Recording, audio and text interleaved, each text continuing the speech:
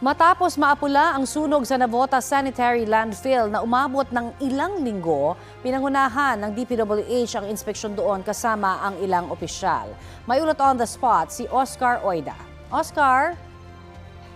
Yes, Connie, bagamat fire out na, todo bantay pa rin daw ang mga ahensya ng gobyerno sa Navota Sanitary Landfill. Ayon sa DPWH, ayaw nilang magkaroon ng part 2 ang insidente, kaya tuloy-tuloy ang pagtatambak ng lupa sa landfill para masupil ang methane gas na posibleng muling magpasiklab ng apoy.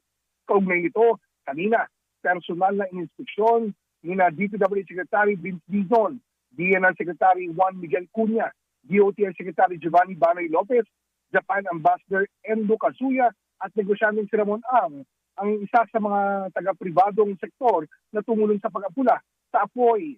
Paliwanag ni Dizon, delikado pa rin ang sitwasyon dahil pag napasukan ng oxygen, maaaring muling sumiklab ang apoy sa nakabaong methane gas. Malaking tulong rin nila ang koordinasyon ng mga ahensya, LGU, pribadong sektor at mga eksperto mula Japan, kaya mas mabilis na kontrol ang sunog. Connie? Maraming salamat, Oscar Oida.